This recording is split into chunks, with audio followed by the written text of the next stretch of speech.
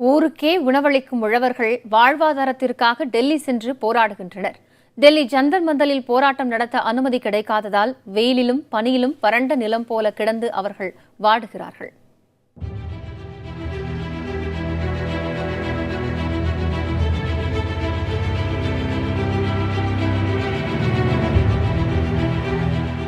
இலைத்தழைகளை அணிந்து கொண்டு போராட்டம் ஒரு நாள், மண்டையோடுகளோடு அரை நிர்வாண போராட்டம் மறுநாள் என இந்த விவசாயிகளின் போராட்ட வடிவங்கள் மாறுபட்டிருக்கலாம்.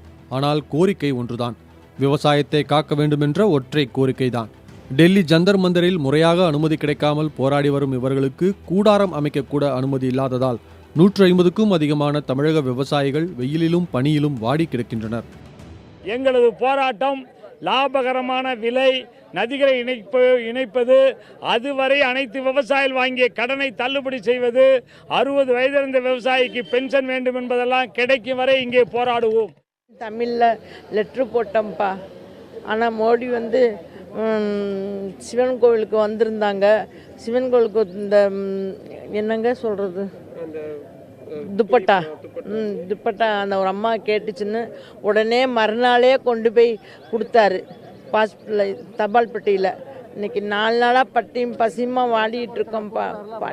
பனிப்பா. நேற்று பூரா 4 நாள் 4 பேர் ஆஸ்பத்திரிக்கு போயிட்டாங்க. என் ஏஜ் என்னப்பா, என் ஏஜுக்கு நான் இந்த மாதிரி நிற்க முடியுமாப்பா சொல்லுங்க. எங்கள் மரணத்தை பார்த்தோன்னு தான் உங்களுக்கு ஈவரக்கம் வருமாப்பா. உணவு வாங்கி வரக்கூட காவல்துறை அனுமதி மறுப்பதால் கடும் சிரமங்களை சந்திப்பதாக கூறுகிறார்கள் விவசாயிகள். அக்ரிகல்ச்சர் மினிஸ்டர் பிஏ பார்த்தோம், நானும் எங்கள் தலைவரும் பார்த்தோம். பார்க்குறப்ப அவங்க என்ன சொன்னாங்கன்னா, நீங்கள் விவசாயிகள் யாரும் தற்கொலை செய்ய வேண்டாம், நாங்கள் உங்களுக்கு தேவையான உதவிகளை பண்ணுறோம், உங்களுக்கு வங்கி கடன் மீதி இதெல்லாமே நாங்கள் தள்ளி வைக்கிறோம்.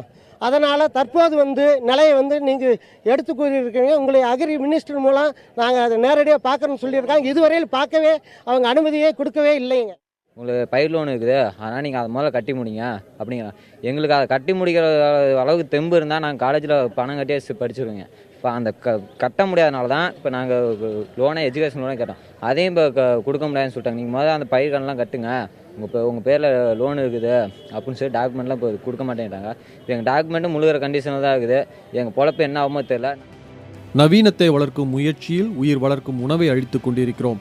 தற்போது விவசாயத்தை காப்பாற்ற தவறினால் இனிவரும் காலங்களில் நம்மை காக்க யாரும் இருக்க மாட்டார்கள் என்பதே விவசாயிகளின் கருத்தாக உள்ளது.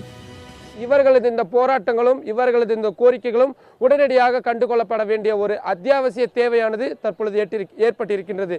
தலைநகர் டெல்லியிலிருந்து புதிய தலைமுறைக்காக ஒளிப்பதிவாளர் பவன்குமாருடன் நிரஞ்சன்.